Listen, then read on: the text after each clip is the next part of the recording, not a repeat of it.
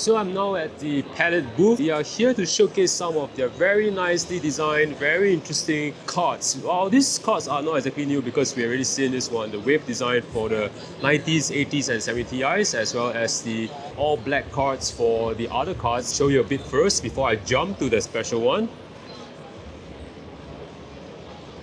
Okay, the last time we saw this was for the RTX 40 card, so everyone's asking for it. When is Palit going to deliver a diamond card? And now we have it. So this is a concept model, this is a demo. We are not sure when are they going to launch the RTX 50 series Game Rock Diamond Edition, but we are looking forward to this when it finally comes out. So next to it, just came by, we have a special one which is just signed by Jensen, I think. Is Jensen signed it? Yeah. Very fresh. Yeah. So this one is a Workstation card, also from Palit. It looks very similar to Polish card because of the angled power connector, and has two fans and two exhausts. But in terms of size, this card is actually way thinner than the other Founders cards and other Workstation S cards that we have seen so far.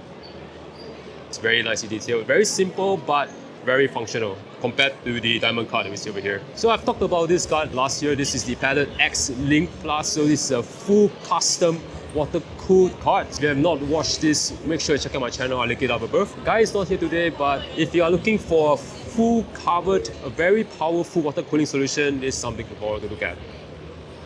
So we have a very unique computer over here. This is from Minjiko Studio. This person won the design competition, so she's back here again for another very highly detailed design. So according to Palit, this one is way more detailed compared to her last creation. So I gotta admit, I don't know who is this, but it looks very good. And the graphic card is actually embedded inside the sword. And don't ask me where is the other parts of the PC, but it looks like it's inside this part.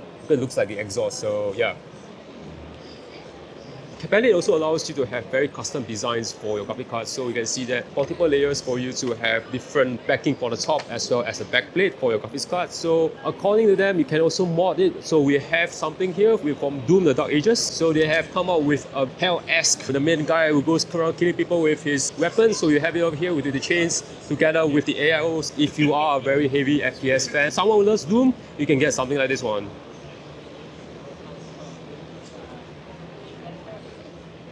Besides graphics cards, Palit has worked with a company called Pandora to come out with a very portable and very modular solution if you are into having mini PCs. The main draw is highly modular because you can see that these are all like chips that you can put in your motherboard. Everything runs off the PCI slots on motherboard. So you can have things like antennas, you can have things like camera lenses, additional USB cables, HDMI cables, even fans for your SSD. So everything's modular. Just get one of these to put into your PCI slots and you can easily run them. The main caveat is that you have to come up with the software, you have to write a code for all this to work. But on hindsight, everything is very modular and you can decide what you want to have for your mini PC.